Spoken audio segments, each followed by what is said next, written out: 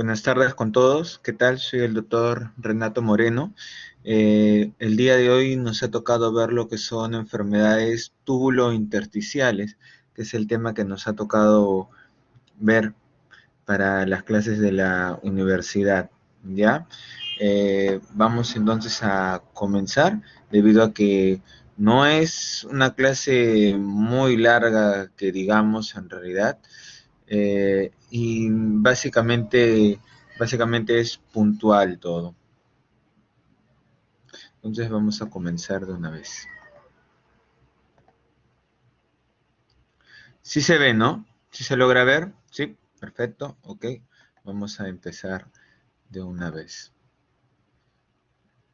Muy bien.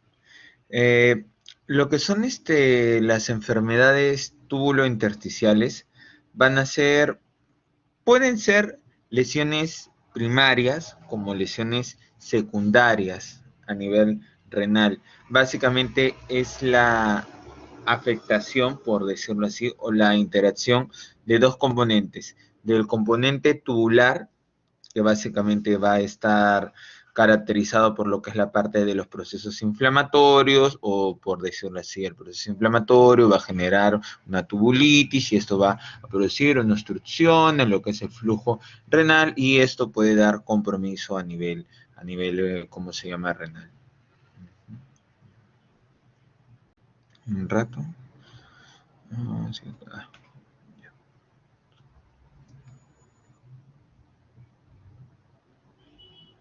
Ya, muy bien. Y el otro que es el componente intersticial, que igualito mediante reacciones, por decirlo así, inflamatorias, reacciones alérgicas, debido a, puede ser agentes externos, se va a producir una alteración a nivel de lo que es el intersticio y como consecuencia va a tener varias alteraciones, dentro de los cuales puede presentar falla renal o algunas otras complicaciones que se pueden presentar.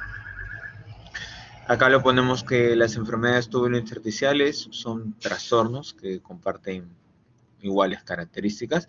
En los casos graves y prolongados, todo el riñón puede estar involucrado, en el sentido que muchas veces va a depender del tipo de noxa o del tipo de agente que está dañando el riñón para ver cuánto va a ser la intensidad del daño.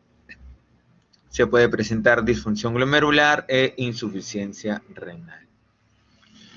Dentro de las categorías, ya más o menos les había dicho, bueno, les digo de que hay dos diferencias. Puede ser uno lo que es agudo y lo otro que es crónico. Dentro de las causas que se van a producir, o bueno, dentro de las diferencias que vamos a tener, es de que, por ejemplo, en el componente agudo hay un infiltrado inflamatorio mucho mayor, hay más edema, hay más afectación de lo que es la parte del intersticio renal y generalmente se desarrolla en días o podría ser en semanas. Casi el 95% es producto de una infección o, o por otro agente externo. En este caso puede ser un medicamento, un fármaco, en ese sentido.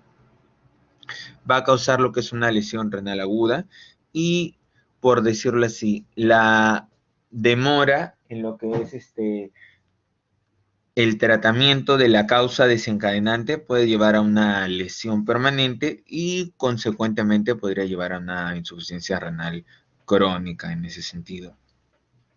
En lo que es la parte de las nefritis crónicas, se produce cuando el daño ya a nivel tubular es más crónico, se produce una infiltración y hay grados de fibrosis variables en lo que es la parte del intersticio.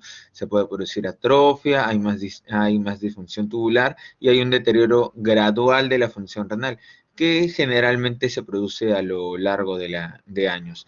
El compromiso generalmente es una esclerosis y vamos a tener en el riñón lo que es característico, que es la glomerulosclerosis, generalmente debido a esto. Como un tópico importante, por ejemplo, ponemos acá la nefropatía por contraste, que es un tipo de necrosis tubular aguda causada por un medio de contraste yodado. Pero conforme han ido pasando los años, ya los medios de contraste yodados se han dejado de utilizar y ha habido mejoras en lo que es la parte de la nefroprotección, así como también el uso de los contrastes ha disminuido lo que son los niveles de osmolaridad, en el sentido de que antes se utilizaba contrastes con mayor osmolaridad y conforme han ido pasando los años se ha ido regulando esto y ha ido mejorando. La nefropatía por analgésicos también es un tipo de nefritis intersticial crónica. ¿Quién no tiene familiares que se automedican crónicamente con analgésicos? ¿O quién de repente en su práctica clínica no ha visto algún paciente que refiere como antecedentes de que automedica ya sea con analgésicos o ya sea con antiinflamatorios? La nefropatía por reflujo y el riñón de mieloma son otros tipos de nefritis túbulo-intersticial crónica. La nefropatía por reflujo, básicamente los pacientes que tienen algún grado de uropatía obstructiva, en ese sentido, algunas veces da manifestaciones como lo que son, dependiendo del grado de uropatía obstructiva, o sea, puede ser leve, moderado, en realidad, cuando es severo ya obviamente queda más daño, es generalmente las proteínas de Taft-Hoffman, que muchas veces se podría encontrar en pacientes que no queda a ciencia cierta si es que ha habido, si es que la causa podría ser por una uropatía obstructiva. El otro que tenemos reflopatía por reflujo son los pacientes que tienen vejiga neurogénica, es muy común también en ellos en ese sentido por la misma causa, que puede ser por una causa de una vejiga neurogénica, de repente una lesión vertebral, una lesión, ¿cómo se llama? Vertebral, podría ser por un mielomeningocele, por nombrar alguna de esas causas. El otro es el riñón de mieloma, que si bien el riñón de mieloma tiene, por decirlo así, varios componentes. Dentro de uno de los componentes que va a tener es una tubulitis. Esta tubulitis se va a deber al proceso inflamatorio, al edema del intersticio, producto por la misma enfermedad que es el mieloma múltiple. Esto va a ocasionar una tubulitis, esto va a ocasionar obstrucción y va a ocasionar grados de variables de lo que es insuficiencia renal en ese sentido. Muy aparte también de que el riñón de mieloma, o bueno, cuando tenemos pacientes con diagnóstico de mieloma múltiple y se les da tratamiento, pueden hacer lo que es el síndrome de lisis tumoral, que también no es un tipo de nefritis tubulointersticial, pero cuando tienes pacientes con nefritis tubulointersticiales crónicas, estos componentes agravan más la falla renal y lo que pueden hacer es generar de que se disminuya de manera rápida la función del riñón y puede ocasionar ya las complicaciones propias de la enfermedad renal crónica. Los riñones están expuestos muchas veces a lo que son concentraciones variables de toxinas, siendo el tejido con mayor llegada de sangre de todo el organismo, un 25% del gasto cardíaco, por lo que los agentes tóxicos, por así decirlo, pueden llegar con una velocidad mucho mayor, casi 50 veces mayor que a los demás tejidos, y en concentraciones mucho más elevadas en ese sentido. Cuando la orina se concentra, las células tubulares pueden estar expuestas a concentraciones moleculares de 300 a 1000 veces mayores que en el plasma, en ese sentido, así que hay que tener bastante cuidado con esto. O bueno, hay que tener siempre la salvedad de que esto se puede producir. La nefritis intersticial es una enfermedad aguda, generalmente reversible, caracterizada por infiltrados inflamatorios dentro del intersticio. Es una causa poco frecuente de lo que es lesión renal aguda.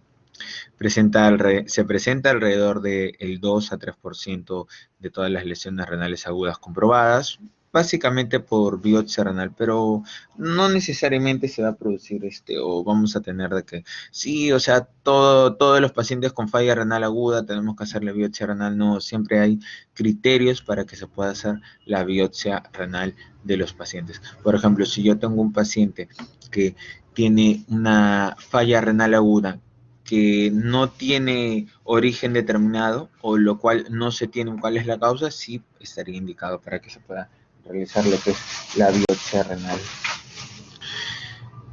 En los pacientes sometidos a biopsia renal, sí, puede presentarse el del 10 a 20%, a 25% de las lesiones renales agudas inexplicables o inducidas por medicamentos. Si sabemos cuál es el agente causal, ya no necesitamos tener que realizar lo que es la biopsia renal al paciente.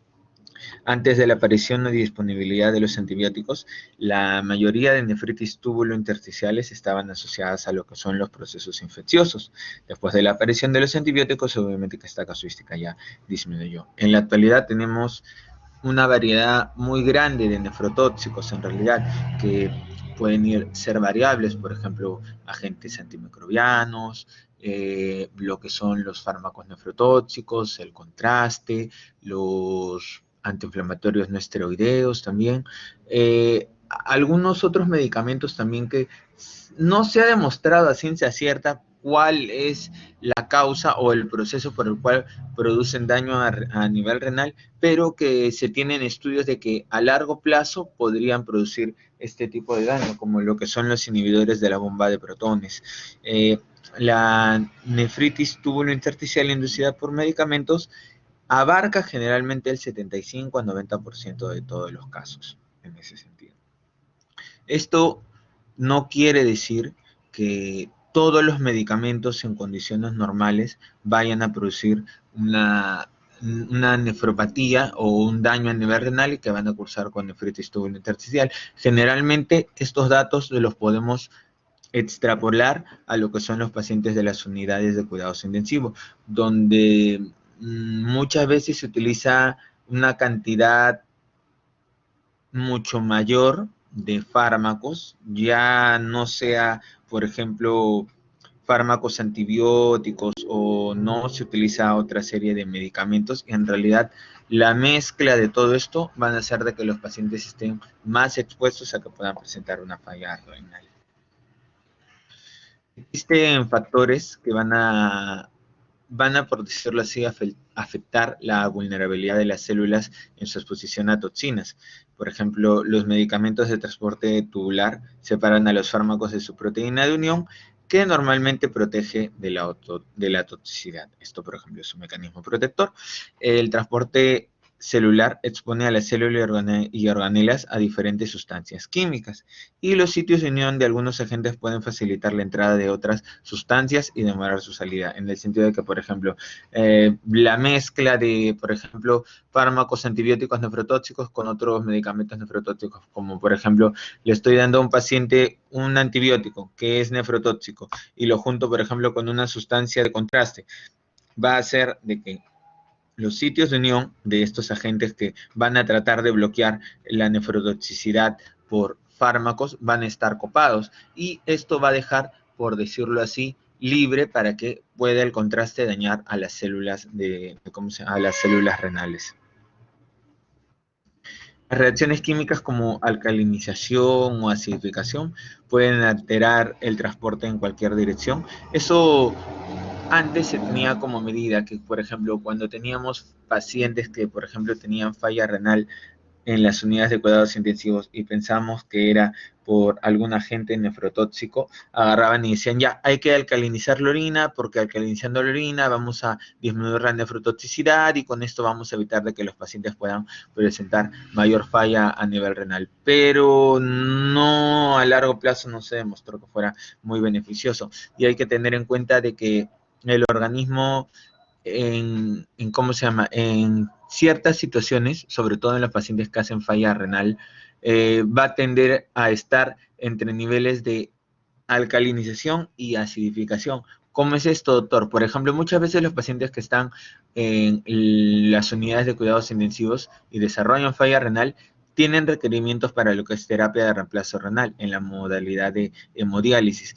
Entonces, ¿qué es lo que pasa? De que muchas veces están en ese juego de acidosis y alcalosis, y esto puede agarrar y puede hacer de que se pueda perpetuar la noxa o el agente que está produciendo el daño, o puede hacer de que también aumente lo que son las comorbilidades, la mortalidad, sobre todo la mortalidad cardíaca. Aparte de eso, existen reacciones de ciertos medicamentos que podrían cursar también con esto. El bloqueo de los receptores de los transportadores puede alterar la exposición al tejido, reduciendo su exposición, sí, también. Y los riñones tienen mayor consumo de oxígeno y glucosa, por lo tanto son más vulnerables a la toxina, que afectan el metabolismo energético celular. Acá, por ejemplo, podemos ver lo que es la parte del daño glomerular por la nefritis túbulo-intersticial. Esto podría explicarse, por ejemplo, en los casos agudos.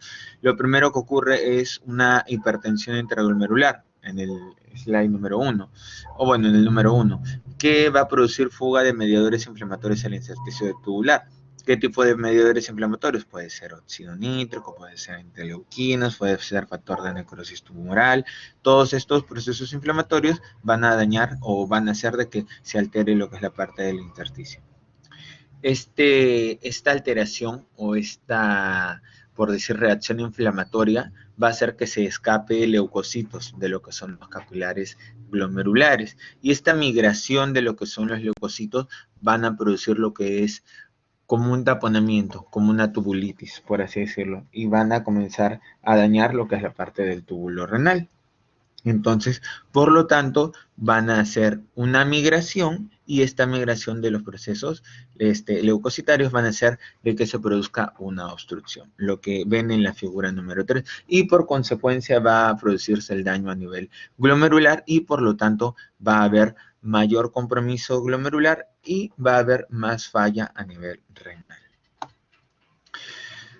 Con respecto a lo que son las causas de las nefritis túbulo-intersticiales, vamos a tener, generalmente va a girar en torno a este cuadro, en el sentido de que, por ejemplo, si bien en un primer momento tenemos que leer los procesos infecciosos, antes de la aparición de los antibióticos, como por ejemplo entraban a la unidad de cuidados intensivos con una infección del tracto urinario complicada o generalmente podrían entrar, por ejemplo, con una neumonía adquirida en la comunidad complicada o con cuadros, por ejemplo, de una pancreatitis quizás también que estaba infectada por abscesos, etcétera, etcétera, solo para nombrar unos cuadros. Se producía el proceso inflamatorio, se producía lo que era la tubulitis por el mismo proceso inflamatorio y el edema, y se producía a nivel intersticial lo que puede ser las esclerosis y por consecuente el daño a nivel glomerular. Con respecto a los agentes tóxicos y reacciones inmunológicas, es interesante en ese sentido, como por ejemplo agentes tóxicos de repente como el contraste, el uso de antiinflamatorios no esteroideos, el uso de básicamente nefrotóxicos, antibióticos también lo que son nefrotóxicos. Con respecto a las reacciones inmunológicas, como su mismo nombre lo dice, nefritis, que significa inflamación o reacción inflamatoria, hay algunas enfermedades las cuales van a producir este tipo de cuadros, como por ejemplo las enfermedades del tejido celular subcutáneo o algún otro tipo de enfermedades, como por ejemplo las enfermedades neoplásicas, en realidad también podrían generar esta reacción inmunológica con liberación de factores inflamatorios y por consecuente la nefritis en este caso. Existen, por ejemplo, algunos factores físicos también, podría deberse, ¿sí? No está muy determinado, pero dentro del cuadro lo ponen. Algunas neoplásicas, por ejemplo el mieloma, que tiene a producir una reacción inflamatoria y por consecuente una nefritis. Algunas enfermedades metabólicas también, sí, también lo podemos poner como causas de nefritis que se pueden ir produciendo. Con respecto a las clasificaciones que le habíamos puesto tanto agudo como en crónico, vamos a tener en el caso de la nefritis intersticial aguda, por ejemplo, es un patrón de lesión renal primario, hay un deterioro brusco de la función renal y se caracteriza biológicamente por presentar inflamación y edema del intersticio renal. Es una causa importante de insuficiencia renal aguda y debido a las reacciones básicamente de hipersensibilidad por lo que son los fármacos o algún agente externo o alguna noxa. Dentro de los pacientes que se hacen biopsias renales, el porcentaje de encontrar una nefritis intersticial aguda está en aumento debido a la sobreexposición de la población a los fármacos o también debido a hay que decirlo las cosas como son, debido a una mala praxis por parte de nosotros en realidad, debido a que muchas veces el dar en exceso no significa de que vaya a mejorar el paciente y esto creo que se ha ido perdiendo con el paso de los años y con ¿cómo se llama? Con la facilidad que tienen muchos colegas de agarrar y estar recetando antibióticos, por decirlo así, a diestra y siniestra, cuando, por ejemplo, no tendría razón de ser. Es como decir que a una infección urinaria le den vancomicina. Y cuando roten, bueno, cuando vuelvan a rotar por los hospitales, quizás el próximo año, o cuando hagan su internado, van a ver de que muchas veces se opta por esos esquemas antibióticos que en realidad no tienen razón de ser, tanto por el microorganismo como por, ¿cómo se llama?, por otro tipo de agentes que se puedan dar en ese sentido. Así que es importante en ese sentido tratar de disminuir la polifarmacia, por así decirlo, porque algunas veces vienen esto, hay, siempre pasa de que por ejemplo agarran y dale meropenem, y fluticasol y fluconazol, por si acaso, para cubrir todo, cuando no tiene una razón específica en realidad. Sería bueno si es que tuvieran la posibilidad de comprarse o de descargarse este libro de uso racional de antibióticos. Cuando Ciro Maguiña se dedicaba más a ¿cómo se llama?, a hacer estudios en base a trabajos científicos y no en base a su criterio y a la presión mediática. Acá, por ejemplo, podemos tener ciertos agentes específicos que nos pueden producir falla o, bueno, nefritis túbulo intersticial. Por ejemplo, tenemos fármacos en ese sentido. A la cabeza debería ser los antibióticos en eso. Por ejemplo, las cefalosporinas. Hay variable, pero en algunos casos, por ejemplo, se puede producir una reacción inflamatoria por ceftriaxona, que esto es poco común, pero sí está descrito en ese sentido. Puede dar reacción inflamatoria por cestraxona. Ciertos fármacos como cefalosporinas, por ejemplo la ceftazidima, se tiene que dar siempre ¿cómo se llama?, la dosis de acuerdo a la tasa de filtración glomerular que vamos a tener, y esto es muy importante. Por ejemplo, el ciprofloxacino, como agente antibiótico que produzca nefritis túbulo intersticial, no tanto, es un poco bajo en ese sentido. El etambutol sí, porque produce RAFA a nivel hepático, y muchas veces genera nefritis túbulo intersticial, y esto puede generar en falla renal necesidad de hemodiálisis. Ya nos ha pasado en un caso hace un par de semanas en el hospital, igualito con isoniazida, que es lo que se hace, por ejemplo, en estos pacientes que reciben tratamiento específico. Se suspende el tratamiento específico o se deja el límite hasta que mejore el daño a nivel renal. Algunos macrólidos, sí, también hay que adecuarlos según la tasa de filtración glomerular. Las penicilinas también, rifampicina, un poco más alejado. Y el medicamento, por decirlo así, vitrina de lo que son las nefritis túbulo intersticiales, que es la vancomicina. Así, a la cabeza creo que de la mayoría de medicamentos, junto con los aminoglucósidos, es decir, la vancomicina es la que puede producir mayor cantidad de nefritis túbulo intersticial. Y es importante también porque, por ejemplo, cuando les refuten o cuando les digan sí, pero bueno, cuando hagan su especialidad, si es que hacen una especialidad clínica en realidad, porque quirúrgica no ven en realidad esto, les van a decir no, que hay que dejarle dosis tope de vancomicina para que haga el efecto deseado, todo eso. Pero nosotros sabemos desde hace muchos años de que si uno quiere medir la eficacia de la vancomicina, se debería de usar vancocinemia. Y si estamos en un valor de banco alto, no es necesario agregarle más dosis de la que nos quieren decir. O en ese caso, si ya hemos copado todo, podemos disminuir la dosis y podemos espaciar la misma. Porque el paciente ya está cargado con una buena dosis de antibiótico, no necesita más. Si no, esto va a causar mayor deterioro a nivel renal. De los antiinflamatorios no esteroideos, casi la mayoría en ese sentido.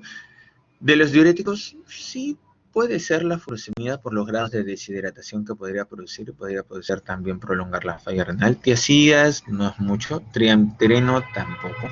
De algunos medicamentos y el aciclovir también. El allopurinol, sí, ahora último, en estos últimos años ha salido nefritis tubulointersticial y falla renal aguda asociado a tratamiento del ácido úrico con allopurinol. Es ahora un tema que antes, por ejemplo, no se tenía mucho en, pero ahora han salido artículos interesantes.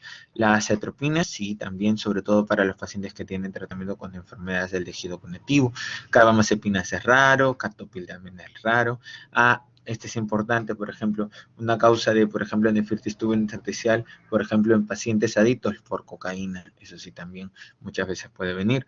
Diltiazem, no mucho, tampoco. Indinavir, sí, claro, los antirretrovirales también, Indinavir, sobre todo ahora en esta pandemia del COVID, los antirretrovirales se han vuelto casi de uso cotidiano en realidad. La próxima pandemia que llegue de acá a muchos años probablemente nos encuentro con varias resistencias a lo que son los antirretrovirales en ese sentido, así que hay que tener bastante cuidado. El Pranlucas, sobre todo para los pacientes asmáticos, sí, también. Quinina, ranitidina, sí, pero es en menos casos. El omeprazol, sí, produce nefritis tubulointersticial, pero es una nefritis tubulointersticial que es más que todo crónico, no es tan agudo en ese sentido. Agentes infecciosos, sí, Corynebacterium diphtheria, Escherichia coli, Legionella, sí, estafilococo, estreptococo. Recuerden que antes de la administración de los antibióticos, esta era los que tenían mayor porcentaje de producción de nefritis tubulointersticial. Algunos virus como citomegalovirus, virus de Epstein-Barr, el virus del VIH, sí, que produce una reacción inflamatoria variable, puede simular muchas cosas, como por ejemplo ahora último en el hospital tuvimos un paciente con VIH que simuló o hizo un cuadro muy parecido a un lupus eritematoso sistémico, con ANA positivo, complemento bajo, anti-NA levemente elevado, así que también.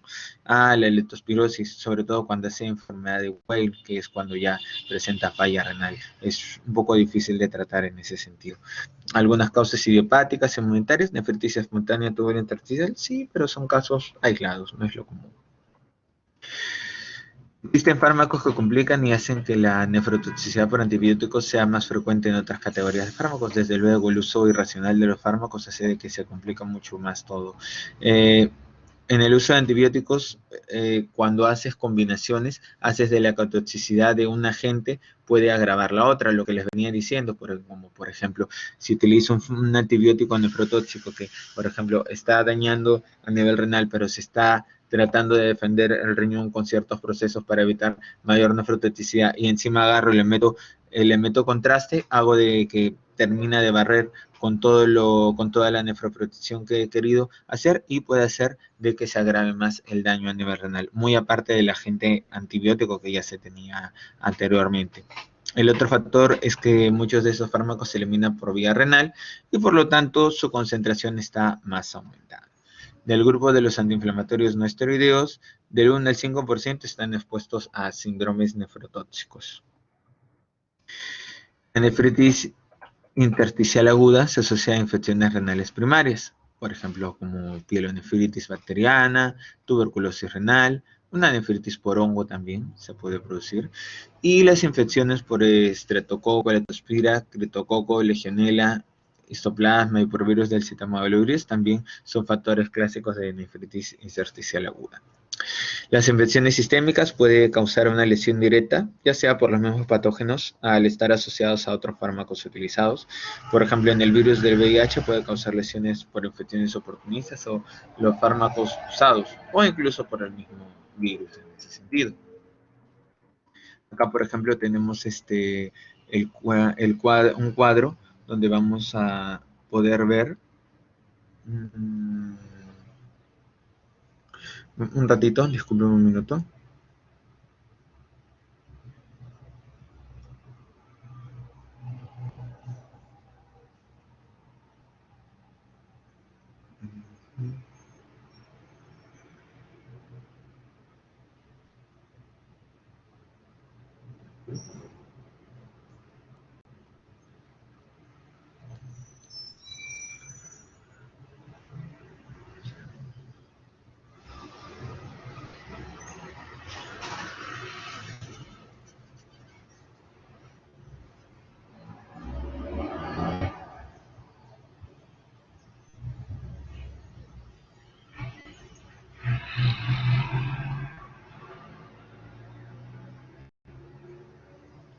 Ya, muy bien. Acá, por ejemplo, vemos un cuadro de nefritis intersticial aguda clásico, por ejemplo, o lo que se va a producir generalmente por el proceso inflamatorio. Se va a producir un proceso inflamatorio, se va a producir una isquemia y se va a producir una injuria a nivel tubular. Va a haber una alteración de lo que es el citoesquelético con una disminución de la polaridad en las células renales. Esto va a producir apoptosis, necrosis, liberación de factor de necrosis humoral, liberación de óxido nítrico y por lo tanto va a producir una obstrucción a nivel tubular por el mismo proceso inflamatorio. En el otro cuadro, por ejemplo, tenemos un daño a nivel endotelial, va a haber vasoconstricción. En ese sentido, va a haber una alteración de la vasodilatación y va a haber una adhesión leucocitaria incrementada, con lo cual va a generar también una capilaritis y va a continuar con el proceso de la isquemia. Todo esto es que se produce, como se llama, por el proceso inflamatorio o por las reacciones inflamatorias que se van a dar por la injuria o por las notas que vamos a tener. Acá puede estar un poco más explicado o bueno, se puede ver mucho mejor. Por ejemplo, hay una isquemia, hay una disrupción del esqueleto con la pérdida de la polaridad de las células en reborde, hay una apoptosis y hay una necrosis, hay una disrupción, hay una alteración de la arquitectura, por decirlo así, y esto es lo que va a ocasionar la tubulitis, lo que va a ocasionar el proceso inflamatorio y lo que se va a desencadenar, ¿cómo se llama? Como una insuficiencia renal. Luego después, si es que logramos sacar la noxa o el agente que va a producir el daño, vamos a ver de que las células renales se van a ir recuperando poco a poco hasta lograr una buena proliferación y un buen por ejemplo, una buena reestructuración en ese sentido. Pero esto puede ser variable porque esto es en el mejor de los casos, en el caso en que la noxa sea tratada de manera rápida y se recupere de manera rápida lo que es la estructura renal, pero muchas veces esto no ocurre así en realidad, debido a que lo que vamos a tener es de que muchas veces las células renales no se recuperan así y por lo tanto quedan ya muy dañadas y quedan ya con compromiso crónico. Eh, Luego, por ejemplo, tenemos ciertas alteraciones a nivel de lo que es los exámenes de laboratorio, como por ejemplo podemos tener, sobre todo en lo que es la parte del sedimento urinario, generalmente se puede presentar lo que es hematuria en realidad, pero hay ciertos componentes. Lo clásico es que se produzca o que se tenga hematuria. Y dentro de la hematuria, la eosinofiluria. Esto es casi característico de las nefritis intersticiales, en realidad. Puede también estar acompañado de cilindros granulosos, pero recuerden que los cilindros granulosos pueden estar acompañados de otro tipo de patologías también. Puede haber, por ejemplo, células del epitelio tubular renal también, pero recuerda que puede estar acompañada por otro tipo de patologías en ese sentido, ¿ya? Puede también haber cilindros leucocitarios, cilindros hemáticos también, pero también es acompañado de otro tipo de patologías. Incluso precipitación de, ¿cómo se llama?, de cristales en ese sentido. Lo característico es que, por ejemplo, si tengo un paciente con una nefritis tubulointersticial, vaya a presentar una insuficiencia renal aguda, casi en el 100% de los casos, si es que desarrollan nefritis tubulointersticial. Con requerimiento de diálisis va a ser casi el 40%, pueden presentar algunas manifestaciones, por ejemplo, algunas manifestaciones reumatológicas como artralgia, sí, en un 45%, puede haber fiebre, sí, por el mismo proceso inflamatorio, exantema cutáneo, sí, también, eosinofiluria, sí, eso sí, acompañado de eosinófilos, microhematuria también, eso sí, hematuria macroscópica, leucocituria, proteína en rango no nefrótico, incluso en algunos casos proteína o puede simular cómo se llama síndrome nefrótico. Acá, por ejemplo, en unas de biopsias renales que se han producido o que se han sacado de algunos pacientes en realidad, vamos a tener de que tenemos un infiltrado intersticial moderado con algunas células plasmáticas y con algunos linfocitos y eosinófilos característicos. Así no se debería ver cómo se llama el tejido renal, todo el intersticio, incluso los capilares peritubulares, están infiltrados por este proceso inflamatorio. Así, incluso miren al glomérulo que está ahí abajo, está con cilindros hemáticos también que se están presentando ahí, con células hemáticas dentro de los glomérulos, dentro de los espacios intraglomerulares y con un proceso inflamatorio muy marcado. Incluso parecería que tuviera un poco de áreas de esclerosis en ese sentido. Acá, por ejemplo, lo que son los depósitos de polimorfos nucleares. Recuerden que siempre en un proceso inflamatorio agudo lo más característico es que se encuentre lo que son los polimorfos nucleares, que es bien característico. Hay una destrucción tubular, hay una destrucción de la arquitectura del intersticio y no se puede determinar a ciencia cierta porque todo el proceso inflamatorio. Acá, por ejemplo, tenemos un infiltrado inflamatorio a nivel glomerular de tipo céntrico, ahí que podemos ver en ese cuadro.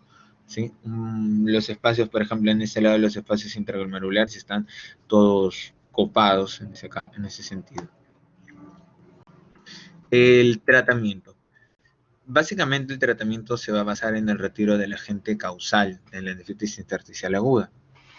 Además, se ha evidenciado en las biopsias que el grado de fibrosis intersticial tiene un impacto directo en el desarrollo de insuficiencia renal. O sea que a mayor fibrosis, mayor probabilidad de desarrollar insuficiencia renal crónica. El uso de corticoides sigue siendo controversial debido a que los grupos de estudio en donde se encontró un mayor beneficio fue una muestra poco significativa. O sea, no se vio de que podría ayudar en estos casos. En los estudios realizados se apreció que el uso de corticoides logra disminuir el infiltrado intersticial celular y se logra recuperar rápidamente la función renal, a pesar de que tenía estudios con poca muestra. Pero no se pueden tomar buenos estudios. El nefritis túbulo intersticial crónica, básicamente es una etiología multifactorial, porque puede deberse a varios agentes. Los fármacos sigue siendo la causa principal, especialmente los asociados a lo que son los analgésicos. El consumo crónico de analgésicos de más de 5 años en grandes cantidades puede dar lugar a una nefropatía intersticial crónica en ese sentido. Histológicamente podemos encontrar atrofia tubular y fibrosis intersticial, siendo los infiltrados celulares intersticiales más aislados. Según va progresando la gravedad de las lesiones túbulo-intersticiales, van a ser más frecuentes las glomerulares, como fibrosis y glomerulosclerosis. Ya si un glomérulo se esclerosa, prácticamente va a quedar con daño crónico para siempre. Suelen tener una evolución lenta y clínicamente poco expresiva. Hay síntomas inespecíficos y muchas veces las manifestaciones iniciales es la pérdida de la concentración de la orina, lo cual se manifiesta con poliuria, polidipsia y nicturia en estos casos. Se pierde la capacidad de reabsorción de sodio, así como la capacidad de acidificación, además de presentar proteinuria en rango variable, y la falla renal suele ser de una evolución lenta. Acá, por ejemplo, podemos ver lo que es la etiología de las nefropatías intersticiales crónicas, como por ejemplo por fármacos, a la cabeza lo que son los analgésicos, en ese sentido. Luego tenemos lo que son otros tipos de fármacos, como lo que son el litio, también, la ciclosporina, el tacrolimus también, que se utiliza como un fármaco inmunomodulador, y los agentes quimioterápicos. Algunos fármacos o algunos agentes tóxicos como plomo, cadmio, mercurio, en ese sentido. Algunos procesos neoplásicos, sí, el mieloma, las leucemias también. Algunas alteraciones metabólicas, no tanto per se por las alteraciones metabólicas, sino que, por ejemplo, si yo tengo un paciente con mieloma o tengo un paciente, ¿cómo se llama?, con algún tipo de cáncer y presenta hipercalcemias, no en grado severo, sino en grado leve, moderado, esto puede sumar y puede presentar ciertos grados de ¿cómo se llama?, de compromiso crónico, y esto a la larga puede generar una nefritis intersticial crónica. La hipercalemia también, que se puede presentar, la hiperuricemia, eso sí, lo que también son las hiperoxalurias para lo que son los cálculos, procesos de base inmunológica, sarcoidosis, Sjögren, lupus también es muy importante, sobre todo para los pacientes crónicos, pero generalmente es difícil que los pacientes lúpicos progresen así, porque generalmente, o ahora ha habido un viraje en el sentido de que los pacientes lúpicos vienen con cuadros muy severos, muy severos, y no te da ya mucho que hacer en realidad, y generalmente pueden acabar, como se llama ya, en pacientes crónicos y con necesidad de hemodiálisis para toda su vida. De ahí lo que tenemos es la uropatía obstructiva, como hipertrofia prostática, reflujos vesículo-ureterales, litiasis también, algunas anomalías congénitas, procesos glomerulares con proteinuria crónica, nefropatía por radiación, un poco más caro, más raro, y lo que es nefropatía de los Balcanes, que son síndromes un poco más raros de ver en realidad, así no es muy común, sobre todo en esta parte de Latinoamérica, mucho peor todavía. Muy bien, eh, eso sería la clase para el día de hoy, en realidad. Es una clase no tan larga, concisa, precisa. Creo que en estos casi 45 minutos lo hemos tratado de hacer lo mejor posible, tampoco para no estar mareándolos en realidad, porque no es no, no es una patología que, uy, sí, es diabetes o es hipertensión, sí, mira, tengo los parámetros, todo eso. Básicamente se hace una deducción de esto, debido a que no todos los pacientes que hacen falla renal en las unidades de cuidados intensivos van a ser por una nefritis túbulo intersticial, en realidad podría ser eso por otros factores. Y como a todos los pacientes no se les realiza biopsia, no lo podemos demostrar con biopsia. Muy bien, ¿alguna duda, alguna pregunta con respecto a la clase?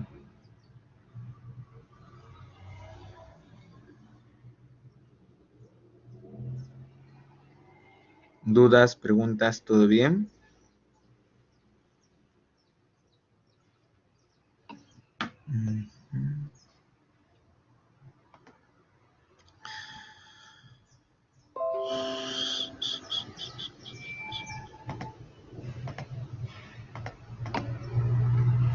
Todo claro, muy bien.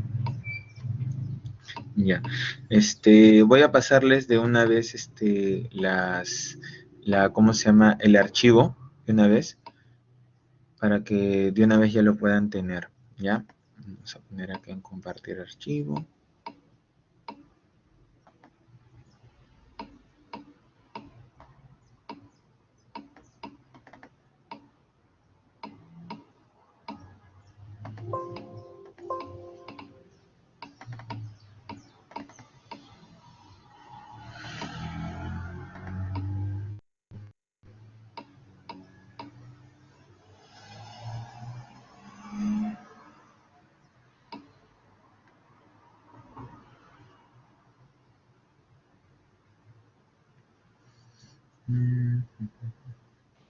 Doctor, disculpe, no sé si por favor podría dejar de grabar para que no siga la grabación.